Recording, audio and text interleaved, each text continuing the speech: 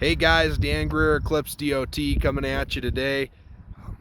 We got some hay getting cut in the background. We're just enjoying our beautiful day outside. The weather is gorgeous out here. It is absolutely phenomenal. Today we're going to talk to you about being a leader and getting to yes as a leader. One of the big things that I want to point out is that not all leaders are in management positions, and that's a great thing, okay? The second thing that I want to point out to everybody is that getting to yes is really important. And we're going to give you a couple tips as how to get there and let you know why it's so important as well. So how do we get people to say yes?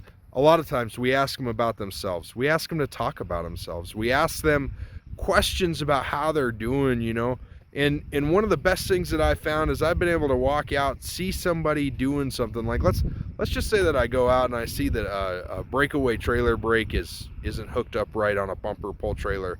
I can walk out and I can say, hey guys, did you know this was broke? And they're going to say no, right? Or I can say, hey guys, do you see how this is connected? And they're going to say, yeah, we see how it's connected. Great. Well, hey, here's a carabiner.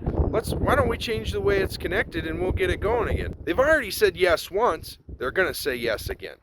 Okay? Dale Carnegie writes in his book, How to Win Friends and Influence People, how to get people to say yes, yes. And that's such a great topic, and I encourage everybody out there who's in a leadership role to go out and listen to that, because that is going to be a phenomenal book for you to read or to listen to or whatever. And definitely pay attention on that yes, yes chapter. He talks about how a guy goes out to a rail yard and he could have said, no, we're not. He goes out to a rail yard because one of their customers isn't accepting the load of wood that they have. And he said he could have gone out there and argued with him, but instead he said, sure, why don't you show me what's wrong with this wood? And so the guy started showing him, and instead of arguing with him, he agreed with him.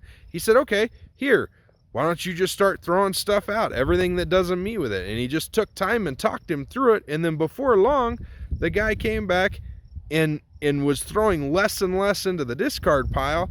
And then at the very end, he ended up accepting the entire load, and then they changed it and got a bigger invoice from him the next time, a bigger order from him for higher grade lumber. Okay, so the point is that if you go out and you're negative and you get people to say no, they're going to continue to say no to you. But if you get them to say yes, if you go out and you talk about them, if you go out and you learn from them and you learn what they're looking at, then they're more likely to agree with you.